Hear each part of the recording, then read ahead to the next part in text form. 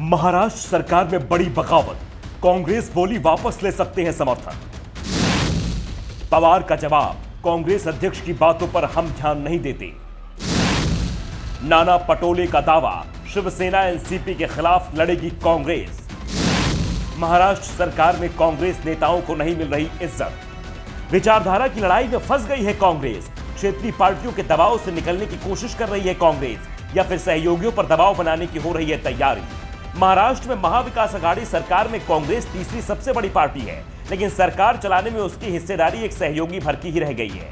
सभी बड़े फैसले सीएम उद्धव ठाकरे और शरद पवार मिलकर ले रहे हैं। कांग्रेस के नेता तो यहां तक कहने लगे हैं कि फैसलों की जानकारी तो उन्हें मीडिया के माध्यम से मिलती है। बैठकों में ना तो उन्हें बुलाया जाता है और ना ही बैठक के बारे में कोई खबर दी जाती है, जिसका असर जमीन पर पार्टी कार्यकर्ताओं पर भी देखने को मिल रहा है। कांग्रेस के कार्यकर्ताओं में सेंधमारी की कोशिश सिर्फ बीजेपी नहीं कर रही है, बल्कि एनसीपी और शिवसेना भी कांग्रेस कार्यकर्ताओं को तोड़ने की कोशिश में जुटी हुई है। और इसकी खींच अब कांग्रेस नेताओं के चेहरे पर साफ दिखाई देने लगी है। महाराष्ट्र कांग्रेस के अध्यक्ष नाना पटोले तो खुलकर अलग चुनाव लड़ने का दावा कर रहे हैं। वो कोई पहली बार नहीं बोले हैं। नाना लगातार शरद पवार खिलाफ बोल रहे थे और अब तो उन्होंने पवार पर सीधा हमला ही बोल दिया है। नाना ने कहा कि शरद पवार के बीजेपी से करीबी संबंध हैं और वो बीजेपी के साथ मिलकर कांग्रेस को कमजोर कर रहे हैं। ऐसे में अब कांग्रेस के लिए ज्यादा दिन तक सरकार में बने रहना मुश्किल है। नाना पटोले ने कहा कि पिछले 2.5 सालों से एनसीपी महाराष्ट्र में बीजेपी को मदद करने और कांग्रेस को कमजोर करने की राजनीति कर रही है। 2.5 साल पहले जिन मुद्दों पर सरकार बनी थी, उनकी अनदेखी हो रही है। हमारे नेताओं और कार्यकर्ताओं की तोड़फोड़ पर एनसीपी में शामिल करने की कोशिश शुरू है। हमारी नेता सोनिया गांधी का लगातार अपमान किया जाता रहा है। हम ये सहन नहीं करेंगे। अपनी पार्टी के शीर्ष नेता से मैंने एनसीपी की भूमिका को लेकर शिकायत दर्ज की है। हमारी शीर्ष नेता जल्द ही इस बारे में कोई फैसला लेंगी।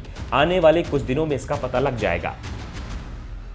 नाना पटोले ने साफ कर दिया कि अगर सत्ता छोड़नी पड़ी तो वो पीछे नहीं हटेंगे। उन्होंने कहा कि हम सत्ता में बने रहने के लिए सरकार में नहीं आए थे, बीजेपी को सत्ता से बाहर रखने के लिए सरकार में आए थे। एनसीपी और कांग्रेस में यही फर्क है। आने वाले वक्त में आपको परिणाम दिखाई देगा। निकाय के चुनाव में कांग्रेस अपने दम पर चुनाव लड़ेगी और पार्टी के चिंतन शिविर में जो प्रस्ताव पास हुआ है, उसका सबसे पहले अमल महाराष्ट्र में होगा।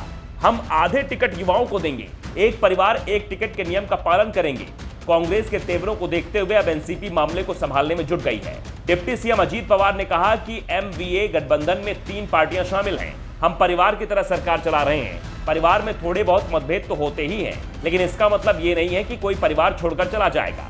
हमें भी जब कोई परेशानी होती है तो हम भी शिकायत करते हैं। कभी सीएम से करते हैं तो कभी पार्टी अध्यक्ष से, और वही काम कांग्रेस के प्रदेश अध्यक्ष कर रहे हैं। सोनिया गांधी उनकी नेता है और अगर वो सोनिया गांधी से किसी भी संबंध में चर्चा कर रहे हैं तो ये उनका हक है। नाना पटोले की शिकायतों पर ज्यादा ध्यान देने की जरूरत नहीं है।